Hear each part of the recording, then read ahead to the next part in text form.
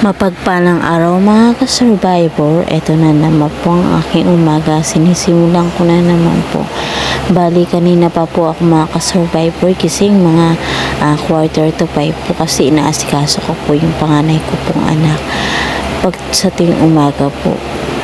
Ito nga po mga ka-survivor, naisipan ko po na magluto po ng munggo kasi may binili po kahapon ng munggo po mga ka-survivor.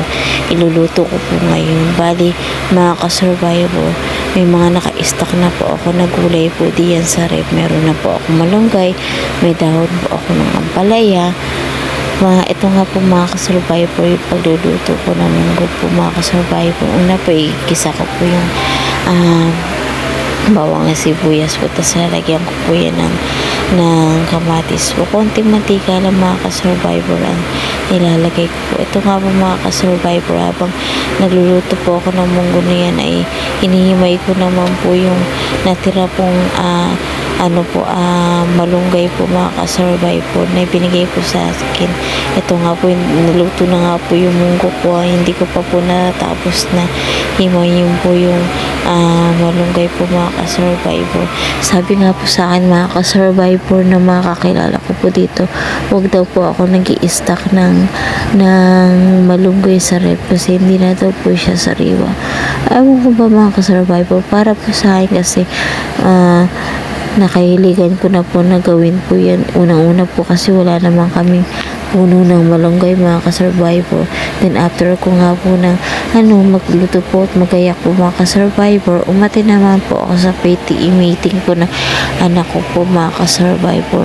Ito nga po, kausap po nga po yung isa sa mga nanay ng kaklase niya po, nakakilala ko pa po nung elementary pa po yung mga anak po namin mga ka-survivor. Matagal na rin po ako mga ka-survivor na hindi po nag-aating sa mga ganitong meeting po mga ka-survivor. Nung elementary po ang anak ko, lagi pong kasali po ako sa mga officer po mga ka-survivor. Medyo mahirap po mga ka-survivor pag may katungkulan ka po sa eskwela mga ka-survivor. Dito nga po nag-aral na nga po ulit ang mga anak ko po, yung nag-high school na po siya. Hindi na po madalang na po ako nakaka-attend ng meeting. Ito nga lang po taon na to ay umatin po talaga ako ng PTA meeting at nakiusap po yung anak ko mga ka-survivor na umatin po ako. Bago nga po na pala ng meeting na yan mga ka-survivor, yung anak ko po ay sumali po sa contest na hindi ko po talaga akala ko po kasi nagbibiro siya noon mga ka-survivor, at kinamusta ko naman po, okay naman daw po, pumiyok daw po siya pero hindi daw po halata mga ka-survivor. At nung hapon na nga po, nakatulog na po ako niyan mga ka-survivor. Naglaba po ako ng uniform ng mga anak ko po mga ka-survivor. Ayan po ang ginagawa ko, yung mga puti po mga ka-survivor, binababad ko na po yan.